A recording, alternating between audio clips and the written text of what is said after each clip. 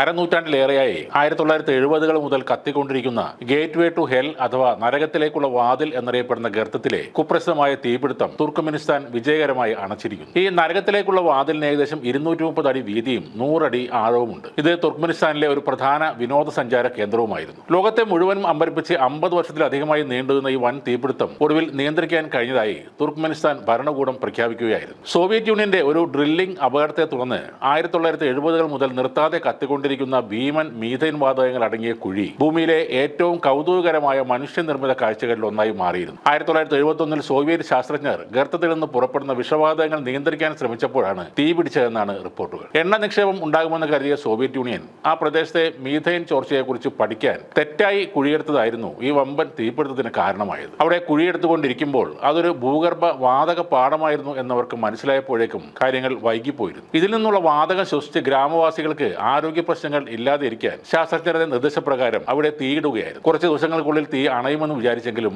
ആ തീ ആളിക്കത്തുകയായിരുന്നു. അതോടെ ഉണ്ടായ തീപിടുത്തം ചരിത്രത്തിലെ ഏറ്റവും ദൈർഘ്യമേറിയതും തുടർച്ചയായി കത്തുന്നതുമായ മനുഷ്യനിർമ്മിത തീയായി മാറി. കഴിഞ്ഞ 50 വർഷത്തിനിടയിൽ മിഥൈൻ വാതകങ്ങൾ നിറഞ്ഞ കുഴി അണക്കാനുള്ള എല്ലാ ശ്രമങ്ങളും പരാജയപ്പെടുകയായിരുന്നു. കാലക്രമേണ ഈ സ്ഥലം ഒരു വിനോദസഞ്ചാര കേന്ദ്രമായി മാറി. പാറക്കെട്ടുകളുള്ള ഒരു വിജനമായ പ്രദേശത്താണ് ഭീമാകാരമായി ഈ ഗർത്തം സ്ഥിതി ചെയ്യുന്നത്. സുരക്ഷ വർദ്ധിപ്പിക്കുന്നതിനായി 2018-ൽ സന്ദർശകർ കത്തുന്ന ദ്വാരത്തിന് വളരെ അടുത്തേക്ക് പോകുന്നത് തടയാൻ ഒരു വേലി സ്ഥാപിക്കുകയും ചെയ്തു. ഈ തീപിടുത്തം നിയന്ത്രിക്കാൻ കഴിയുന്നതെല്ലാം ചെയ്യുമെന്ന് തുർക്ക്മെനിസ്ഥാനിലെ സർക്കാരുകൾ പ്രതിജ്ഞയെടുത്തിരുന്നു. തുർക്ക്മെനിസ്ഥാനിൽ ദർവേസ് എന്ന ഗ്രാമത്തിലാണ് ഇങ്ങനെയൊരു നരകവാതിലുള്ളത്. ഈ ഗർത്തത്തെക്കുറിച്ച് ഒട്ടേറെ പഠനങ്ങളും നടന്നിട്ടുണ്ട്. 2013-ൽ കാനഡക്കാരനായ ജോർജ് കുറോണിസിസ് ഗർത്തത്തിൽ നേരിട്ട് പ്രവേശിച്ച് പഠനം നടത്തുകയും ചെയ്തിരുന്നു. ഗർത്തത്തിന്റെ വശങ്ങൾ കത്തിജ്വലിച്ച് നിൽക്കുകയാണ്. എല്ലാത്തിനും ഓറഞ്ച് നിറമാണ്. വിഷവാതകമാണ് എല്ലായിടത്തും. ഇതായിരുന്നു പുറത്തു വന്ന ജോർജിന്റെ പ്രതികരണം. ആ തീയാണ് ഇപ്പോൾ അവർ അണച്ചിരിക്കുന്നത്. ലോകത്തിൽ ഏറ്റവും അധികം പ്രകൃതിവാതക ശേഖരമുള്ള രാജ്യങ്ങളുടെ പട്ടികയിൽ 4-ാം സ്ഥാനമാണ് തുർക്ക്മെനിസ്ഥാനുള്ളത്. പ്രകൃതിവാതകങ്ങളുടെ കയറ്റുമതിയിലൂടെ വലിയ